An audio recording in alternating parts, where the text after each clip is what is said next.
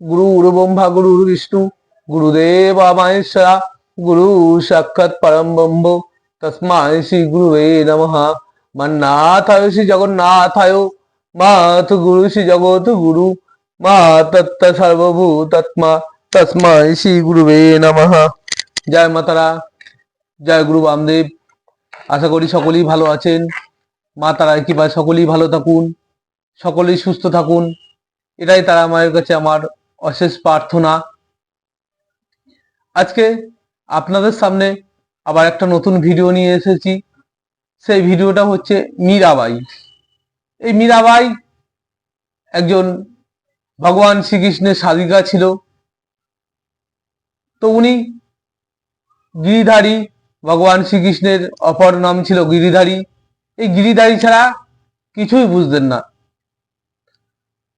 উনি যখনই ভোজন করতেন, ঘুমাতেন বা যে কোনো কথার মাধ্যমেই উনি গিরিধারী ছাড়া আর কিছু বুঝতেন না। তো ভগবান শ্রীকৃষ্ণের এই পরম ভক্ত মীরাবাই ওনার সারা জীবনটাই, সংসার জীবন বলুন আর মৃত্যুর আগ পর্যন্ত, উনি সবসময় ভগবান শ্রীকৃষ্ণ অর্থাৎ গিরিধারী ছাড়া কিছুই তার মনে আসতো না। শয়নে স্বপনে সবসময় তিনি গিরিধারী চিন্তা করতেন। তো কথিত আছে আজ থেকে 500 বছর আগে রাজস্থানের মিরটা চিতোরের বাসিন্দা ছিলেন রতন সিং। এই রতন সিং এর কন্যা ছিলেন মীরাবাই। এই মীরাবাই জন্মগ্রহণ করেন 1498 খ্রিস্টাব্দে। 1498 খ্রিস্টাব্দে মীরাবাই জন্মগ্রহণের পর থেকে উনি গিরিধারী সাধনা করতেন। যখন ওনার বয়স 3 বছর তখন উনি ওনার পাশের বাড়ি একটা বিয়ে হচ্ছে। তো এই বিয়ের যে বর ছিল তাকে উনি দেখেছেন। দেখার পর উনি ছুটে বাড়ি চলে এসেছেন। এসে বলছে, মা দেখো পাশের বাড়ি ওই মেয়েটার বিয়ে হয়েছে, ওর কত সুন্দর একটা বর আছে, তাহলে আমার বরকে। তাদের বাড়িতে সবসময় গিরিধারীর পূজা হতো। তো বললো, তোদের যে আমাদের যে ইষ্ট দেব আছেন গিরিধারী, এই গিরিধারী তোর স্বামী।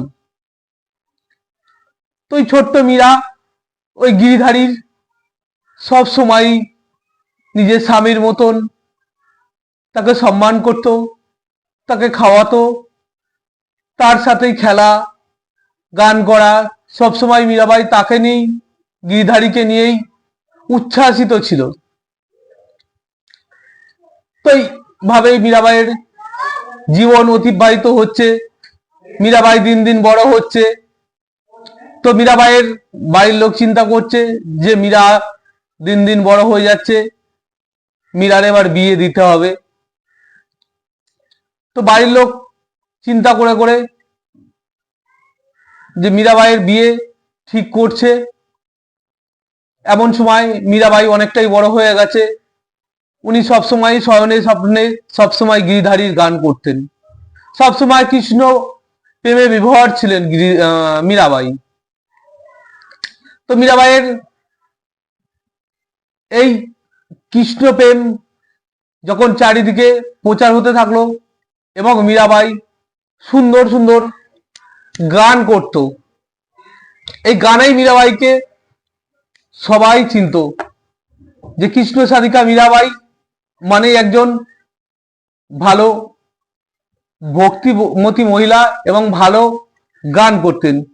যেমন দেখুন, হে গিরিধারী কৃষ্ণ মুরারি দেখা দাও বোঝের দুলাল, এই যে ধরনের গানগুলো আছে এগুলো সব মীরাবাইয়ের লেখা, মীরাবাইয়ের কণ্ঠের গান, মীরাবাইয়ের নিজের লেখা গান। এরকম অনেক গান আছে মীরাবাইয়ের। উনি গানের মধ্যে ভগবানকে সাধনা করতেন, বেশিরভাগ গানের মধ্যেই ভগবানকে আকৃষ্ট করতেন। তো যখন চারিদিকে মীরাবাইয়ের যে কণ্ঠ, যে গান প্রচার হয়ে গেল যে মীরাবাই ভগবান শ্রীকৃষ্ণের একজন পরম ভক্ত, তিনি সবসময় ভালো ভালো গান করতেন ভগবান শ্রীকৃষ্ণকে নিয়ে, অর্থাৎ গিরিধারীকে নিয়ে। এই গান শুনতে একদিন চিতোরের রানা মুকুলদেবের পুত্র যুবরাজ কুম্ভ আসে এবং সে রাজার রাজবেশ ছেড়ে একজন সাধারণ ড্রেসে, সাধারণ জামা কাপড় পরে উনি এসছেন, এসে মীরাবাইয়ের গান শুনছেন। শুনতে শুনতে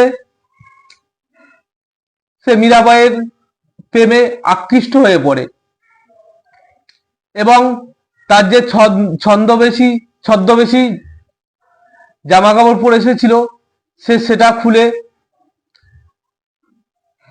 সরাসরি রতন সিং এর সাথে কথা বলেন মীরাবাইকে বিয়ে করার জন্য। তো মীরাবাইয়ের বাবা, যেহেতু উনি একজন রাজপুত্র ছিল, মুকুলদেবের পুত্র ছিল, কুম্ভ ওনার নাম ছিল, ওনার যে মীরাবাইয়ের স্বামী, তো কুম্ভ সাথে মীরাবাইয়ের বাবা রতন সিং তার বিবাহ দেয়। বিবাহ দেওয়ার পরে রতন সিং কাছ থেকে মীরাবাই বিদায় নেন, নিয়ে শ্বশুর বাড়ির উদ্দেশ্যে রওনা দেন। উনি যখন শ্বশুর বাড়িতে পৌঁছান, শ্বশুর বাড়ির লোক, প্রত্যেকটা মানুষের একটা ইষ্ট দেব বা দেবী থাকেন, তাই মীরাবাইয়ের শ্বশুর বাড়ির লোক মহাকালীর ভক্ত ছিলেন।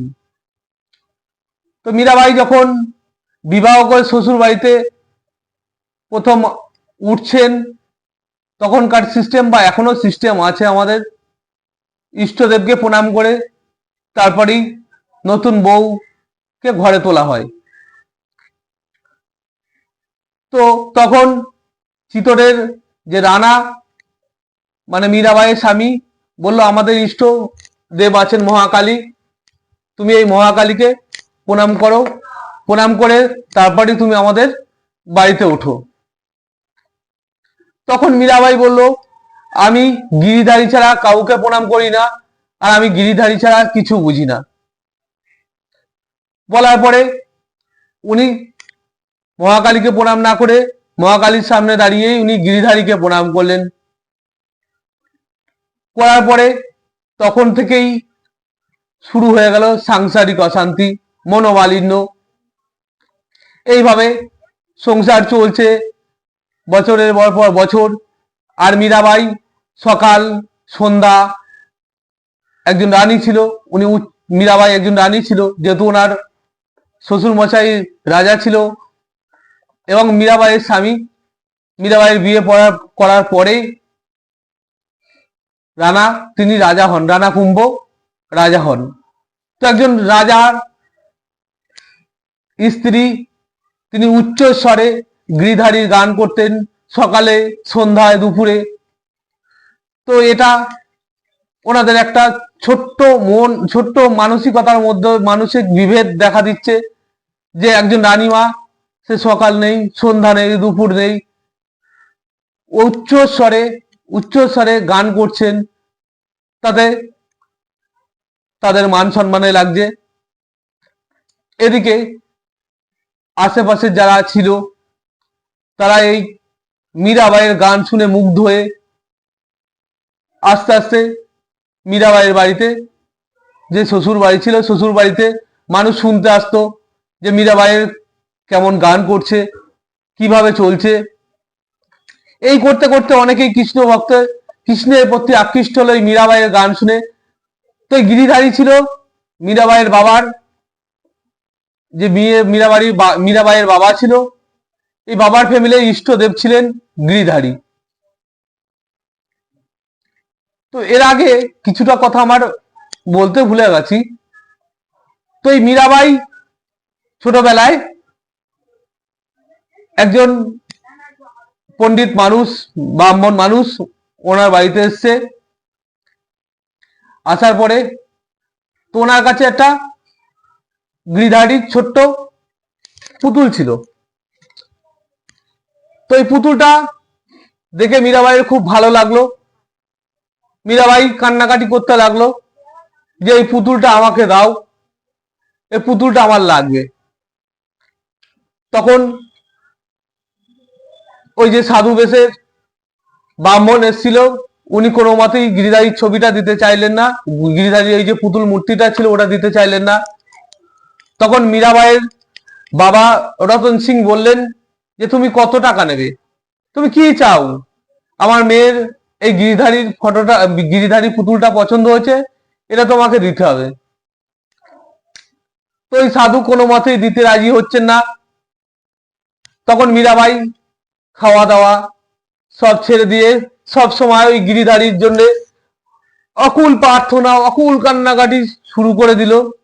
সে কান্নাকাটির শেষ নেই। 3-4 দিন খাওয়া দাওয়া করে না। 3-4 দিন মাথায় একদিন রাত্রেবেলা ওই সাধু, যার কাছে ওই গিরিধারীর পুতুলটা ছিল, উনি ঘুমিয়ে ঘুমিয়ে স্বপ্ন দেখছেন যে গিরিধারী নিজে বলছেন যে এটা তোমার জন্য নয়, এটা তুমি মীরাকে দিয়ে আসো। পরের দিন সকালবেলা উনি ঘুম থেকে উঠেছেন, উঠে ওটা মীরার কাছে দিয়ে এসেছেন। মীরা সেটা নিয়েই খুব খুশিতে ছিলেন। তারপরে এই যে বিবাহটি বা ওই ঘটনা ঘটলো আপনাকে বললাম। তো মীরাবাই ওই যে গিরিধারীর পুতুলটা ছিল ওটা নিয়েই সবসময় থাকতেন, ওটা নিয়েই শ্বশুর বাড়ি গিয়ে পুজো পাঠ এবং ধ্যানে মগ্ন ছিলেন ওই পুতুলটা নিয়েই। তো এদিকে দিন দিন মীরাবাইয়ের ভক্ত বাড়ছে, সবাই শুনতে আসছে মীরাবাইয়ের যে গান, এসব শুনছে।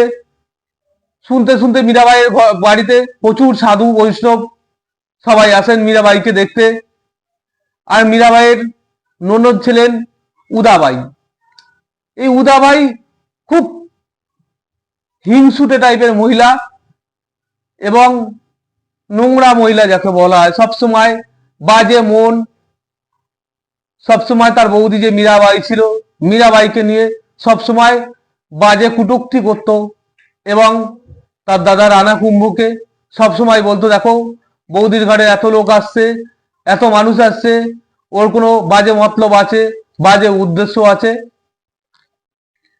তো এই শুনে রানা কুম্ভের একটু মনটা খারাপ হলো এবং তিনি মীরাবাইকে উল্টো পাল্টা কথা বলতে থাকলো। তো এইভাবেই শুনলো মীরাবাই। শোনার পরে তার দাদা উদাবাইয়ের দাদা রানা উনি কি করলো, উনি দুজন পাহারা দেওয়ার জন্য রাখলো, যে দেখবে তোমরা মীরাবাই কি করে সব সময়। তো মীরাবাইয়ের সাথে ওই দুজন পাহারাদার রাখলো, দুটো মহিলা। তারাও সব সময় মীরাবাইয়ের সাথে থাকতো, মীরাবাইয়ের যা করতো তারাও সেগুলো দেখতো। এই দেখতে দেখতে যে ভগবানের প্রতি যে প্রেম ভক্তি, এটা দেখতে দেখতে ভগবানের প্রতি যে সাধনা মীরাবাই করত, এই দেখতে দেখতে যে পাহারা রাখার জন্য যে লোক মহিলা দুটো ছিল, তারাও ভগবান শ্রীকৃষ্ণের প্রতি, গিরিধারীর প্রতি আকৃষ্ট হয়ে গেল এবং মীরাবাইয়ের প্রতি আকৃষ্ট হয়ে গেল। তারাও সবসময় গিরিধারীর নাম করত, ভগবান শ্রীকৃষ্ণের নাম করত। সবসময় তারা যেভাবে মীরাবাই উচ্চস্বরে উচ্চ কণ্ঠে যেভাবে গিরিধারীর গান করত, তারাও সেইভাবে একের পর এক গিরিধারীর গান করে যাচ্ছে। তারা যে পাহারাদারের জন্য রাখা হয়েছিল, তারা সেগুলো ভুলে গেছে যে আমরা পাহারা দেওয়ার জন্য আমাদেরকে রেখেছে। তারা ভগবানের প্রতি এত আকৃষ্ট হয়ে গেছিল যে তারা ইহ জগৎকে ভুলে গেছিল। তো এভাবেই চলছে সংসার। এদিকে ননদ উদাবাই এত বাজে বাজে কথা বলেছে মীরাবাইকে নিয়ে। তখন রানা কুম্ভ কি করলো, মীরাবাইকে বাড়ির থেকে বার করে দিল।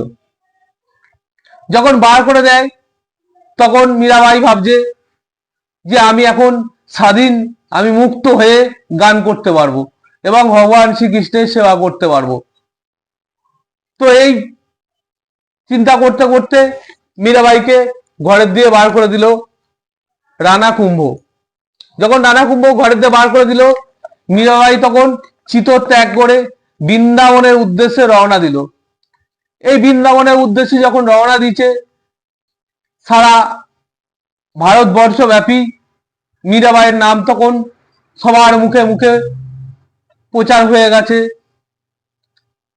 তো মীরাবাই চিতর ত্যাগ করে রাস্তা দিয়ে হাঁটতে হাঁটতে গিরিধারীর নানান ধরনের যে গান, সেই গিরিধারীকে নিয়ে উনি নানান গান বাদ্যে বাদ্যে উনি বৃন্দাবনের উদ্দেশ্যে রওনা দিলেন।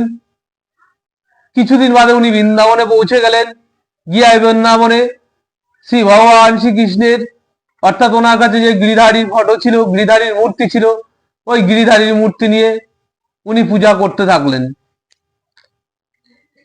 এদিকে চিতরের যে রাজা, মিরপুরের চিতরের যে রাজা ছিলেন রানা কুম্ভ, উনি তার নিজের ভুলটা বুঝতে পারলেন। ভুল বুঝতে পেরে তাদের যে সাকরেদ ছিল, অর্থাৎ পাহারাদাররা ছিল, তাদেরকে দিয়ে মীরাবাইকে আবার ঘরে নিয়ে আসলো। এই ঘরে নিয়ে আসলো, ঘরে নিয়ে এসে মীরাবাইয়ের কাছে যে ভুল করেছিল চিতরের রাজা রানা কুম্ভ, তিনি সবকিছু বলল যে আমার বোন তোমার সম্পর্কে বাজে বাজে কথা বলেছে, যার কারণেই আমার একটু মাথা চঞ্চল হয়ে গেছিল, একটু রাগ হয়ে গেছিল, তোমাকে আমি উল্টো পাল্টা বলেছি, যাক তুমি আমাকে মাফ করে দিও, এটা তুমি কিছু মনেই করো না। এইভাবে চলতে থাকলো। তার কিছুদিন বাদে আকবর এই মীরাবাইয়ের অনেক নাম শুনেছে, অনেক ভালো ভালো ভোজন করে শুনেছে। আকবর একদিন নিজের বস্ত্র ত্যাগ করে এক সাধুর বস্ত্র ধারণ করে উনি মীরাবাইয়ের কাছে আসলেন। এসে মীরাবাইয়ের ভোজন শুনছেন। ভোজন টোজন শুনে যখন উনি চলে যাচ্ছেন, তখন উনি ওনার যে রাজবেশ ছিল সেই রাজবেশ পরিধান করেছে। এটা দূরের থেকে চিতরের রাজা কুম্ভ, রানা কুম্ভ সবকিছু দেখেছে। দেখার পরে ওনার মনে মনে ক্ষোভ হলো। চিতরের রাজার সাথে আর আকবরদের সাথে আগেই পারিবারিক অশান্তি ছিল। এটা দেখে খুব খুব ক্ষুধার্থিত হয়েছিল, খুব দুঃখিত হয়েছিল যে আমাদের ফ্যামিলির সাথে যাদের সম্পর্ক নেই তারা আসছে সাধু বেশ ধরে আমাদের সংসারের মধ্যে অশান্তি ঢুকাতে। এটা রানা কুম্ভ চিন্তা করলেন যে এই ধরনের কিছু হচ্ছে না তো আমার ফ্যামিলির মধ্যে। এই চিন্তা করতে করতে একদিন আকবরের সাথে চিতরের রাজা কুম্ভের সাথে যুদ্ধ শুরু হয়ে গেল। সেই যুদ্ধে মারা গেল চিতরের রাজা কুম্ভ। এই কুম্ভ মরে যাওয়ার পরে এবার কুম্ভের যে ভাই ছিল ওই ভাই রাজা হলো।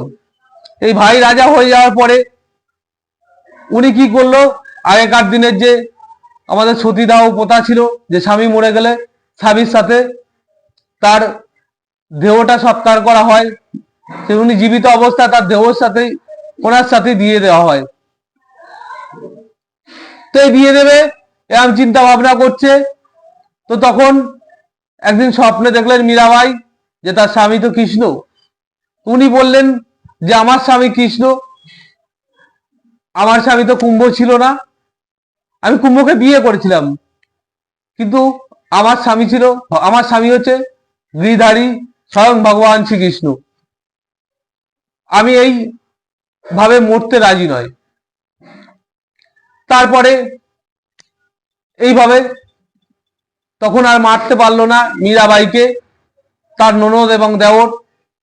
তার কিছুদিন বাদে ওনারা চরণামৃত নিয়ে এসছে এক জায়গা থেকে, বললো ওর মধ্যে ওই বাটির মধ্যে চরণামৃত আছে, গিরিধারীর প্রসাদ, তোমরা এই তুমি এই চরণামৃত খাবে। তোরা লুকি লুকে চরণামৃত না রেখে ওর মধ্যে বিষ রেখেছিল।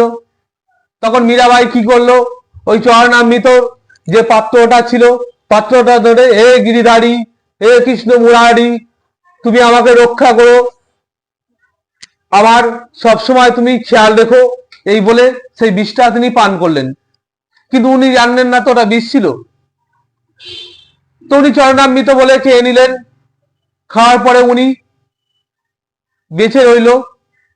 তখন ওর যে ননদ আর দেওর ছিল, তারা ভাবলো কি, আমরা তো ওর মধ্যে বিষ রেখেছিলাম, এই বিষ খেয়েও মরলো না। এরপর একের পর এক ফ্যামিলি যে ঝামেলা হয়, এই ঝামেলা হতেই থাকলো। তো এই ঝামেলা হতে হতে একদিন মীরাবাই বাড়ি ছেড়ে বেরিয়ে পড়লো। তখন ওনার 48 বছর বয়স। এই 48 বছর বয়সে উনি আবার বৃন্দাবনের উদ্দেশ্যে রওনা দিলেন। বৃন্দাবনে উনি 48 বছর বয়সে পুরো সংসার ছেড়ে, এই রাজমহল ছেড়ে উনি চলে যান। বৃন্দাবনে সাধনা করছেন এবং ভগবান শ্রী গিরিধারীর নাম ও গুণকীর্তন করছেন। এই নাম গুণকীর্তন করতে করতে 48 বছর বয়সে শ্রী চৈতন্যদেব যেমন শ্রী হরির মূর্তিতে বিলীন হয়ে গেছিল, ঠিক তেমনি 48 বছর বয়সে মীরাবাই শ্রী হরির মূর্তিতে বিলীন হয়ে গেছিলেন। তো এ থেকে আমরা বুঝতে পারি, আপনি যদি একজন ভগবান শ্রী গিরিধারী বা ভগবান শ্রীকৃষ্ণের আরাধনা করেন বা পূজা পাঠ করেন, সব সময় যদি আপনি তার চিন্তা করেন, সে অবশ্যই আপনার চিন্তা করবে, আপনার সাথে থাকবে, আপনার বিপদে সব সময় সে আপনার পাশে থাকবে। তো এখন বর্তমান যে কলিযুগ, এই কলিযুগ সম্পূর্ণ অন্যরকম। সবাই যেন ইয়ার্কির ছলে ভগবানকে ভালোবাসে, লোক দেখানো ভগবানকে ভালোবাসে। তো মীরাবাই সেটা বলেনি, বলছে তুমি মন থেকে, অন্তর থেকে তুমি তোমার ঈশ্বরকে রাখো, ঈশ্বরকে সাধনা করো, করলে তোমার জীবনে যত বড় বিপদ আসুক, ঈশ্বর তোমাকে ঠিক উদ্ধার করবে। যেমন মীরাবাইকে উদ্ধার করেছিল। মীরাবাই তার অনেক অনেক জীবন কাহিনী থেকে, অনেক গল্পের মাধ্যমে আমাদের ইহ জগৎকে ভালো রাখার জন্য, আমাদের ইহ জগৎকে সুন্দর রাখার জন্য তার জীবনের যে কঠোর পরিশ্রম, তা আমাদের জগৎকে ভালো রাখার জন্য তিনি করে গেছিলেন। তো আপনারাও ঠিক মীরাবাইয়ের মতো ভক্ত হন, মীরাবাইয়ের মতো সঙ্গীতের মাধ্যমে ভগবানকে ভালোবাসুন। ভগবান ইহজগতিক খাদ্য আহার করে না, উনি সবসময় আস্বাদন করে। উনি যে কিভাবে খাবারটা দিচ্ছেন, কিভাবে ভগবানকে সেবাটা দিচ্ছেন, তার উপরেই ভগবান সন্তুষ্ট হন। তো যাই হোক, আমার চ্যানেলটা যদি আপনাদের ভালো লেগে থাকে, সবাই শেয়ার করবেন, সাবস্ক্রাইব করবেন, বেল বাটন টিপে অল করে রাখবেন আরো নতুন নতুন ভিডিও পেতে। আর আমি জ্যোতিষ, তন্ত্র, হস্তরিকা, বাস্তুবিদ, সংখ্যাতত্ত্ব, পৌরোহিত্য এবং তান্ত্রিক হোমযজ্ঞ শিখিয়ে থাকি। আপনারা যারা জ্যোতিষ, তন্ত্র, হস্তরিকা, বাস্তুবিদ্যা এগুলো শিখতে চান, এই চ্যানেলে আমার নাম্বার আছে, আপনারা সরাসরি ফোন করে আমার সাথে কথা বলবেন। এবং প্রতি অমাবস্যা আমি তারাপীঠ মহাশ্মশানে মহা হোম যজ্ঞের মাধ্যমে দশ মহাবিদ্যা যজ্ঞ করে থাকি। যে সকল গ্রহ প্রবলেম আছে যাদের, বা যাদের জন্মছকে জন্মকুণ্ডলিতে কালসর্পদোষ, মাঙ্গলিক দোষ, গ্রহণ দোষ এগুলো যাদের আছে, তারা সরাসরি আমার সাথে কথা বলে দশ মহাবিদ্যা যজ্ঞের মাধ্যমে আপনার বাধা বিপদ থেকে উদ্ধার হতে আপনি সরাসরি ফোন করে আমার সাথে কথা বলুন এবং দশ মহাবিদ্যা যজ্ঞে আহুতি দিয়ে আপনার নিজের জীবনটাকে সাফল্যমণ্ডিত করে, সুন্দর করে তুলুন। সবাই ভালো থাকবেন, সবাই সুস্থ থাকবেন। জয় মাতারা, জয় গুরু বামদেব।